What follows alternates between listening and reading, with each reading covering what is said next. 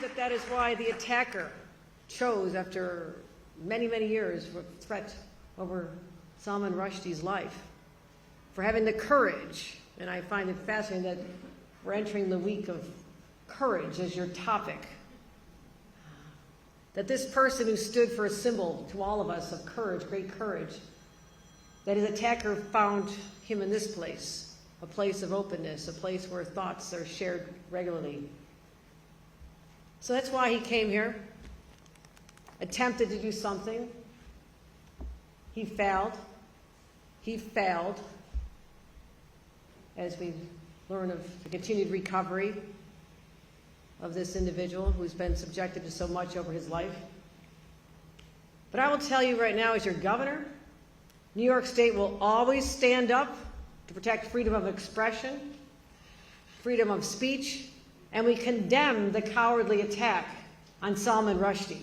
And we condemn any individual or any group that dare violate the sanctity of a place like Chautauqua or to an attempt an assassination on a world leader.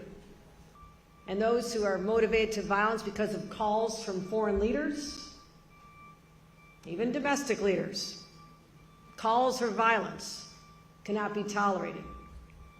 And so we're going to continue. And I want it out there that a man with a knife cannot silence a man with a pen.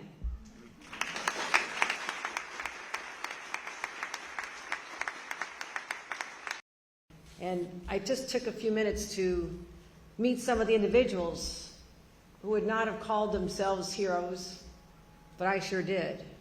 The individuals who are part of the stage crew, those who witnessed the horror that some of you may have been in the audience to see just a few hours ago. And they sprung in action. They saved a man's life. And I could still see the trauma and pain in their faces that they're trying to figure out how something like this could happen in this place known for its healing. Mr. Rushdie spent more than a decade of his life in hiding, and finally he said, no more. I'm coming out. I'm coming out of the shadows. I will not be bowed by fear or a threat. And to those of us who go about our daily lives, if that's not an inspiration, I don't know what is. That inspires me to go out there and know I will use every tool at my disposal, including my voice, to call out this radicalization that's going on, to call out anyone who perpetrates violence, whether they're a high-profile individual or someone in the streets of Buffalo or Rochester or our small towns or the boroughs of New York. We have to call for an end to violence. So wisdom will always prevail over ignorance. I'll also say that tolerance will always prevail over hate. Courage will always prevail over fear. And the pen will always prevail over the knife. Thank you.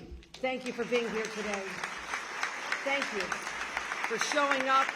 Thank you for showing your appreciation for the Chautauqua ideal, and onward to the next 150 years together.